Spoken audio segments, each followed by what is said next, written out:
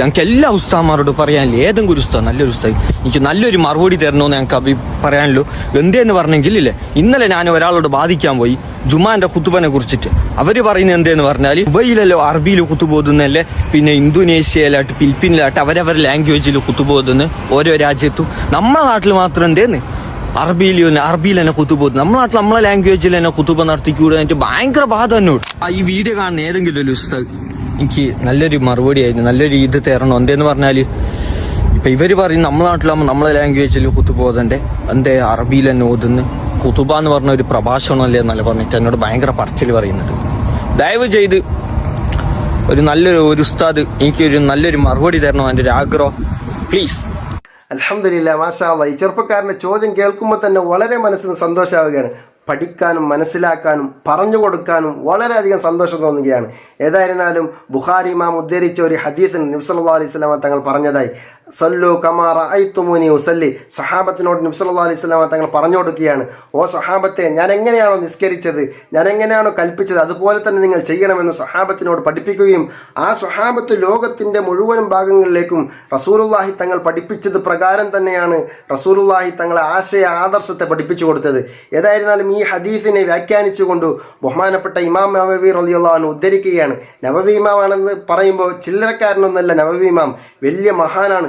എല്ലാ നിലക്ക് ഫത്വ കൊടുക്കാൻ ഏറ്റവും തരപ്പെട്ട ആളാണ് ബഹുമാനപ്പെട്ട നവവി ഇമാം റളിയല്ലാഹു അൻഹു. ബഹുമാനപ്പെട്ടവർ പറയാണ്, വകാന യഖ്തുബു ബിൽ അറബിയത്തി.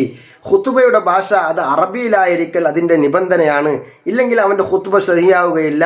ഖുതുബ ഭാഷ അറബിയിലായിരിക്കണം എന്നതിൽ റാഫി ഇമാമാണെങ്കിലും നവവി ഇമാമാണെങ്കിലും ഷാഫി ഇമാമാണെങ്കിലും ബഹുമാനപ്പെട്ട ഇബ്നു ഹജർ അൽ ഹൈതമി തങ്ങളാണെങ്കിലും ആർക്കും ഭിന്നാഭിപ്രായമില്ലാതെ എല്ലാ ഇമാമികളും പറഞ്ഞത് ഖുതുബ ഭാഷ അത് അറബിയിലായിരിക്കണം, അതിൻ്റെ നിബന്ധന തന്നെ അത് അറബിയിലായിരിക്കണം. ആളുകൾക്ക് മനസ്സിലായാലും മനസ്സിലായില്ലെങ്കിലും അത് അറബിയിൽ തന്നെ ആയിരിക്കണം അതിൻ്റെ നിബന്ധന. പിന്നെ എപ്പോഴാണ് ഈ ഖുതുബയുടെ പ്രശ്നം വന്നത്, ഫിത്ന വന്നത്? തുർക്കിയിലെ മുസ്തഫ കമാൽ പാഷ എന്ന് പറയുന്ന ഈ മതനിരീശ്വരവാദിയായ ഈ മനുഷ്യൻ ഭരണം ഏറ്റെടുത്ത സമയത്ത് അദ്ദേഹം ഖുതുബയെ കൺവേർട്ട് ചെയ്യാൻ വേണ്ടി തുർക്കി ഭാഷയിലേക്ക് കൺവേർട്ട് ചെയ്തു. പിന്നീട് നിസ്കാരത്തെയും തുർക്കി ഭാഷയിലേക്ക് കൺവേർട്ട് ചെയ്ത ആളാണ്. അദ്ദേഹത്തിൻ്റെ ഈ ചീഞ്ഞു നാറിയ ആശയത്തെ വഹാബികൾ കേരളക്കരയിലേക്ക് കൊണ്ടുവന്ന് ഛർദ്ദിച്ചു. അന്നു മുതലാണ് ഈ ഖുതുബയുടെ വിഷയത്തിൽ ഫിത്ന വന്നത്. 1300 വർഷക്കാലം താബിഈങ്ങളാണെങ്കിലും സഹാബാക്കളാണെങ്കിലും ഇന്നും അന്നും എപ്പോഴും ഓതുന്നത് ഖുതുബ അറബി ഭാഷയിൽ തന്നെയാണ്.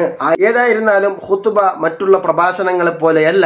മറ്റുള്ള പ്രഭാഷണയാണെങ്കിൽ എങ്ങനെയും പ്രസംഗിക്കാം, എങ്ങനെയും ക്ലാസ് എടുക്കാം. പക്ഷേ ഖുതുബ അങ്ങനെയല്ല. ഖുതുബ ആണെങ്കിൽ അതിന് ഷർത്തുകളുണ്ട്, അതിന് ഫർളുകളുണ്ട്, അതിന് ചില മര്യാദകളുണ്ട്. അതെല്ലാം അനുസരിച്ച് ഒത്താൽ മാത്രമേ ഒരു ഖുതുബയായിട്ട് മാറുകയുള്ളൂ. ഖുതുബ എന്ന് പറയുമ്പോൾ അത് ലിഅന്നഹു ദിക്റും മഫ്റൂദ, അതൊരു ഫർളാക്കപ്പെട്ടതായ ഒരു ദിക്റാണ്. ഏതുപോലെ? അത്തഹിയാത്ത് പോലെ, അതുപോലെ തന്നെ തക്ബീറത്തുൽ ഇഹ്റാം പോലെ അതൊരു ഫർളാക്കപ്പെട്ടതായ ഒരു ദിക്റാണ്. ആരെങ്കിലും തക്ബീറത്തുൽ ഇഹ്റാമിനെയും അത്തഹിയാത്തിനെയും ആരെങ്കിലും മലയാളത്തിൽ ചൊല്ലുന്നുണ്ടോ? ഇല്ലല്ലോ. അതുപോലെ തന്നെ ഖുതുബയും അറബി ഭാഷയിലായിരിക്കും അതിൻ്റെ നിബന്ധനയാണ്. വഖൗനുഹാ ബിൽ അറബിയത്തി, അറബി ഭാഷയിൽ ഖുതുബ ഓതൽ അതിൻ്റെ നിബന്ധനയാണ്. ഏതെല്ലാം പള്ളികളിൽ അറബി അല്ലാത്ത അനറബി ഭാഷകളിൽ ആരെങ്കിലും ഖുതുബ അങ്ങനെ നിർവഹിച്ചിട്ടുണ്ടെങ്കിൽ അന്നത്തെ ജുമാ തന്നെ ബാത്തിലാണെന്ന് ഇമാമിങ്ങളായ പണ്ഡിതന്മാർ അവർ വ്യക്തമായിട്ട് പറഞ്ഞു തന്നിട്ടുണ്ട്. അതുകൊണ്ട് വഖൗനുഹാ ബിൽ അറബിയത്തി, ഖുതുബയുടെ ഭാഷ ആളുകൾക്ക് മനസ്സിലാകുന്നുണ്ടെങ്കിലും മനസ്സിലായില്ലെങ്കിലും അറബി ഭാഷയിലായിരിക്കൽ എന്നത് അതിൻ്റെ നിബന്ധനയാണെന്ന് ഒന്നും കൂടി ഞാൻ നിങ്ങളോട് അറിയിക്കുകയാണ്.